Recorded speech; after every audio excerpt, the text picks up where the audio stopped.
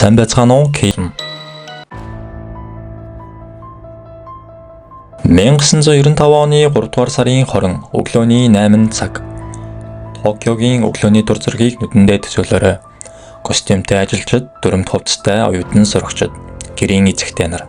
Тэд бүгд галтрэгний буудал дээр дугаарлан зогсно. Дэлхийн хамгийн цаг баримталдаг, аюулгүй гэж үздэг байсан Токио метрогийн Марунouchi, Хибия, Чодо гэх 3 чухал шугам онилогджээ. Халдлага маш нарийн төлөвлөгдсөн байсан бөгөөд 5 этгээд буюу Ом, Шинрикё шашны урсгалын итгэгчид тус тусын шугамд нэвтэрч вагоны хамгийн их ачаалттай хэсэгт байрлав. Тэдний гар доор сарин химээх хий агуулсан сонин сэтгүүлээр сайтар ороосон хуунцрууднууд байсан. 8 цаг 9 минутаас 14 минутын хооронд галт хэрэг буудлаас хөдөлж хүмүүс бие биенээ шахсан үед тэд шүхрний үзэр эсвэл тусгай хурц зэр ашиглан ууднуудыг хэд хэдэн удаа хүчтэй цоолсон. Ингээд тэд юуч болоогүй мэд дараагийн буудалд буугаад өөрсдийн бэлдсэн машинаар сухтав.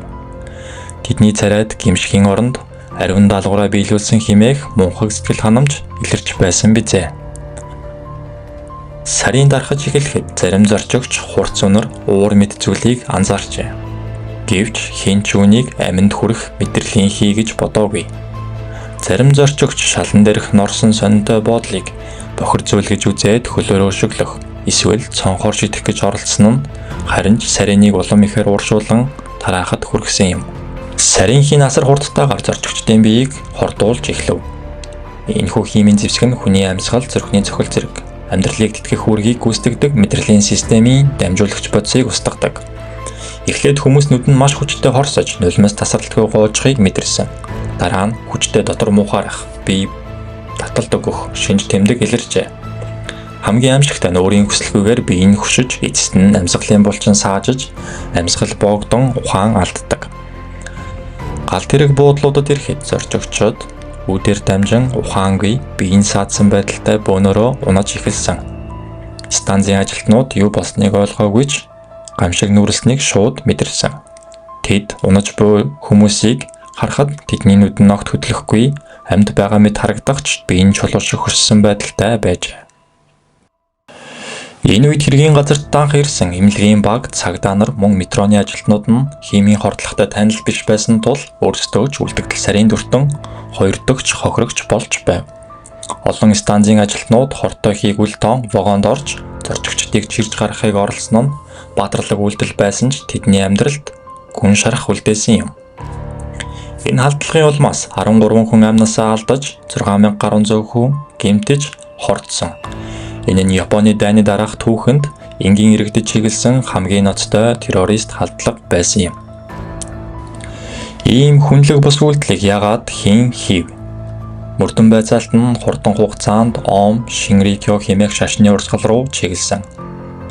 Шоко Асахара, жинхэнээр нь Чизуо Мацумото хэмээх хараагүй өөрийгөө гэгэрсэн үнэн багш хэмээн өргөмжилсэн этгээд энэ урсгалыг удирддаг байсан. Тэрээр буддын шашин, хиндизм, христийн шашныг хольж үүн дээрээ Армагеддон буюу ертөнцийн төгсгөлийн тухай айдас төрүүлсэн сургаалыг нэмж зөвхөн манай итгэгчид л аврагдана хэмээн номлож байв. Омын бүлгийн хамгийн аимшигтай, сонирхолтой тал нь тэдний гишүүд нь энгийн хүмүүс байсангүй. Харин Японы хамгийн нэр хүндтэй их сургуулиудыг төгссөн өндөр мэдлэгтэй, эмч, хуульч, шинжлэх ухааны эрдэмтэд байсан. Асахара тэдний оюун ухааныг ашиглан сарин зэрэг, химийн болон биологийн зэвсгийг өөрсдийн нууц лабораторид үйлдвэрлэж байсан. Энэ нь хэд үнэмшил нь хүний хамгийн сайн оюун ухааныг ч хэрхэн хөнөөлт зорилго чиглүүлж чаддгийг харуулсан жишээ юм. Тэдний энэхүү зорилго нь зөвхөн хүмүүсийг айлгах бус, харин Японы цагдаагийн газар мөрдөм шалгах ажиллагааг саатуулах, засгийн газрыг устгах, улмаар шинэ ариун ертөнцийг байгуулах байсан.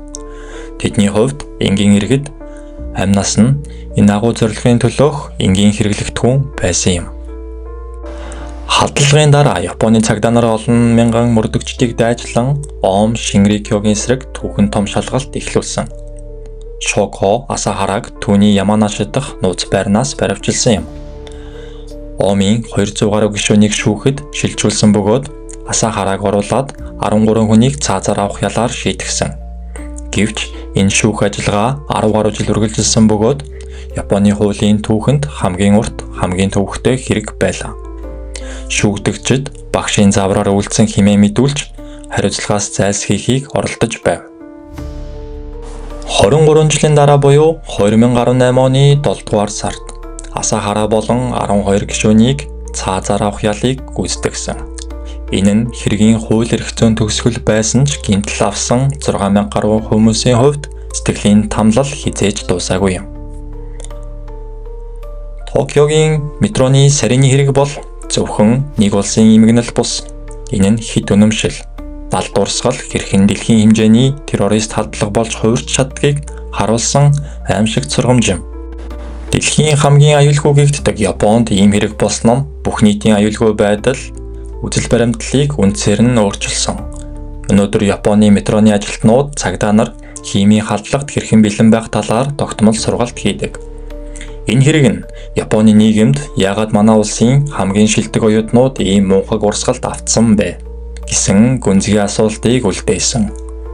Энэ нь нийгэмд сэтгэл зүйн ганцаардал хэд их амжилтын дарамт хэрхэн хүнийг хэд түнэмшилт хөтөлж болдгийг харуулсан. Энэхүү халдлага нь гадны дайсан бус өндөр боловсралтай өөрийн улсын иргэд байсан учраас хүмүүсийн нийгэмд бие биедээ итгэх итгэлд хүчтэй цохилт өгсөн. Бид энэхүү хар өдрийг дурсахдаа үйлдэл болгоны цаана хүний амнаас хувь заяа байгааг мартаж болохгүй. 1995 оны 3 дугаар сарын 20-ны өглөөний энгийн аялал эмгэнэл түүх болж өнөө хүртэл Токиогийн метроны гүнд зураатаж байна.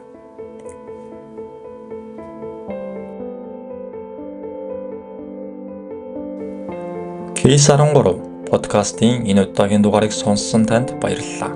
Бидний зорилго бол түүхэн дэх гэмтэргүүдийн цаана нуугдаж буй үннийг нээж хүндрэлтэнд сургамж болох үннийг хүргэх явдал юм. Дараагийн дугаар хүртэл түр баяртай.